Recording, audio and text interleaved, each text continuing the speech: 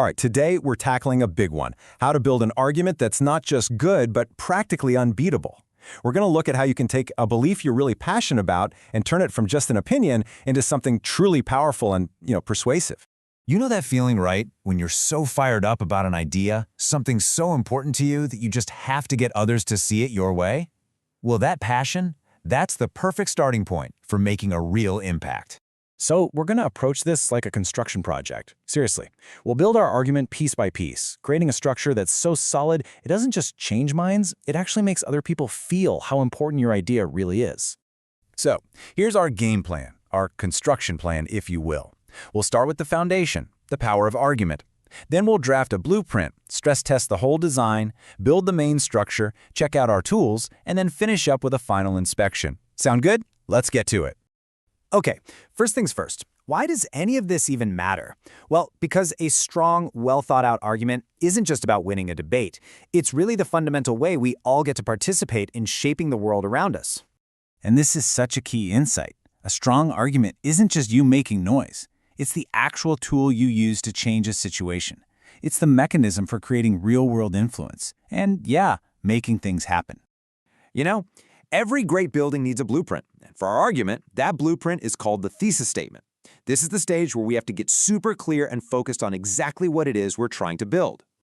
Think of your thesis as the North Star for your entire argument.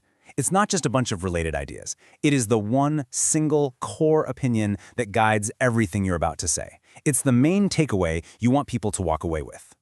And to make this all really practical, we're going to use a running example through this whole explainer. Our clear, focused thesis is going to be this: more people should eat a vegetarian diet. See, it's simple, it's direct, and most importantly, it's something you can argue for or against.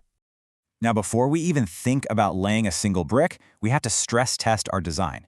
And this is where the counter-argument comes in. Honestly, this is your secret weapon. It means you have to actively think like someone who completely disagrees with you. For example, right? If our argument is that vegetarian food is healthier, what's the first thing an opponent is going to say? Probably something like, but it lacks certain nutrients. Anticipating that exact point is the first step to making your case so much stronger.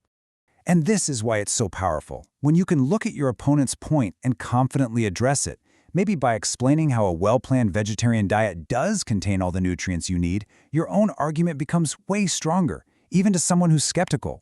Okay, so our blueprint is solid. It's been stress tested. Now it's time for the actual construction.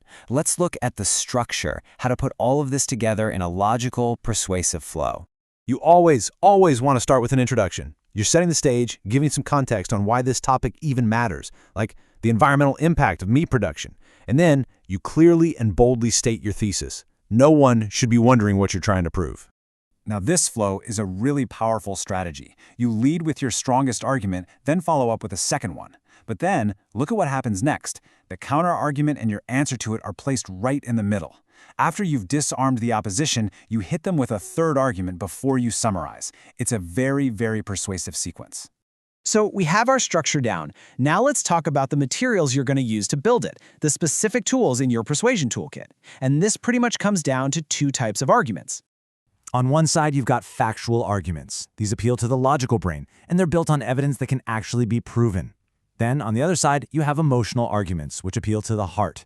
These are based more on values, feelings, and personal experience. So here's a perfect example of a factual argument. The claim that meat production damages the environment isn't just an opinion. It can be backed up with scientific studies, with statistics, with hard data. It's a direct appeal to reason. Now compare that to this emotional argument. The claim that vegetarian food is satisfying or that it tastes better. Well, that's totally subjective, right? You can't prove it with a chart, but you can persuade someone by appealing to their personal sense of taste and enjoyment. And here's the key takeaway. You don't choose one over the other. The most convincing arguments use both.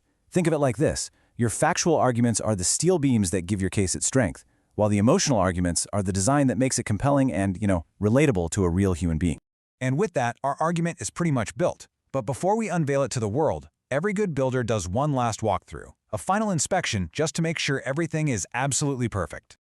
Okay, here it is, your simple 4-point checklist. Does it have a clear introduction with your thesis stated right up front? Do you have at least 3 solid arguments backing it up? Did you include that really critical counterargument along with your answer to it? And finally, did you wrap it all up with a good summary? If you can check all 4 of those boxes, you are ready to go. And at the end of the day, this is what it's all about. Mastering the art of the argument, it's not just some academic exercise. When you can systematically build a case this strong, you've given yourself one of the most powerful tools there is for making a difference. You're ready. Go out and change the world.